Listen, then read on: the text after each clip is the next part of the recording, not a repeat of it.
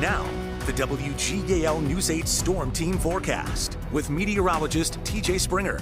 We ended the weekend on a damp, dreary note across the valley, but the bulk of that moisture now pulling away from us. But still, Mother Nature dropped a nice amount of rain in the bucket for us with this system. Some spots picked up over an inch of that rainfall, and that includes a good bit of the viewing area. New Franklin picking up about an inch and a third of rain. Effort of Lancaster County, a little less than that at 9,300, with Mechanicsburg seeing just about 7/10 of an inch. Most of us saw between 3/4 of an inch to just over an inch, but we did have some isolated higher amounts like what we saw in New Franklin. And with that rainfall, we do have some rivers, including the Susquehanna, approaching action stage as we progress into the work week. This includes Williamsport, Sunbury, Harrisburg, and Marietta. So if you're close to any of our area rivers and you know what happens with action stage, you'll definitely want to stay weather aware in that regard as we progress through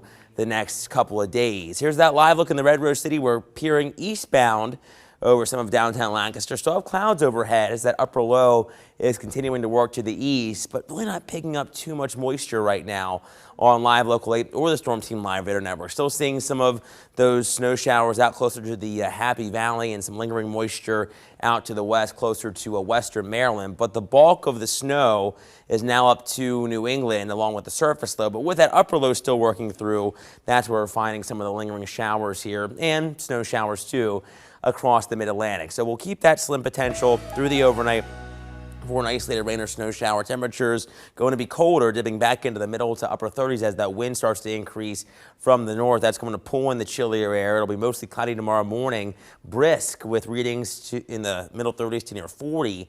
And then tomorrow afternoon, keeping the mainly cloudy sky around as a secondary wave of energy swings down in the upper levels with temperatures topping out in the low to mid 40s. Now we did hit 44 today. Our low is 40, not a big difference between our high and low. Our average high is 39. We were just a little bit above that.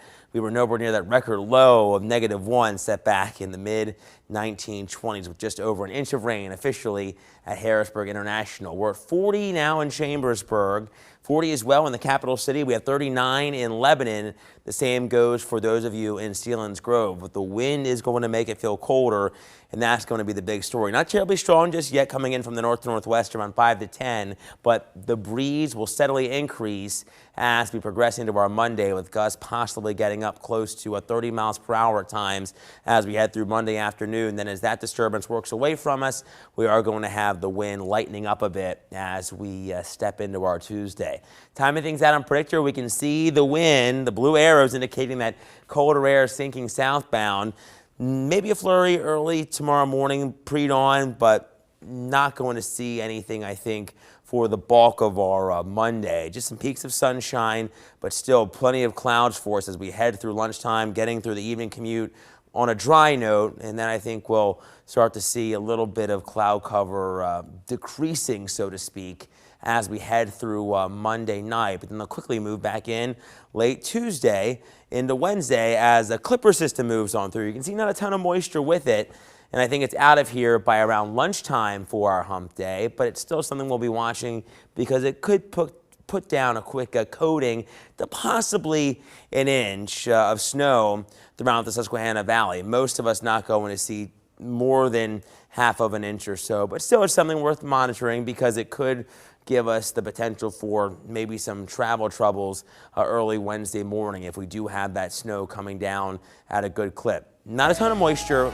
with the system, but something we'll be tracking nonetheless. Now, our News 8 Storm Team 10-day forecast does feature some moderating temperatures as we get closer to late week. Groundhog Day, another disturbance could bring us the potential for maybe a few showers, maybe some wet snowflakes mixing in. We'll be keeping tabs on that too. Behind it, more sunshine for the weekend with highs colder. And then we'll be watching out for the potential for a southern stream system to move closer to us on Monday there, McKenna. All right. Thanks, TJ. And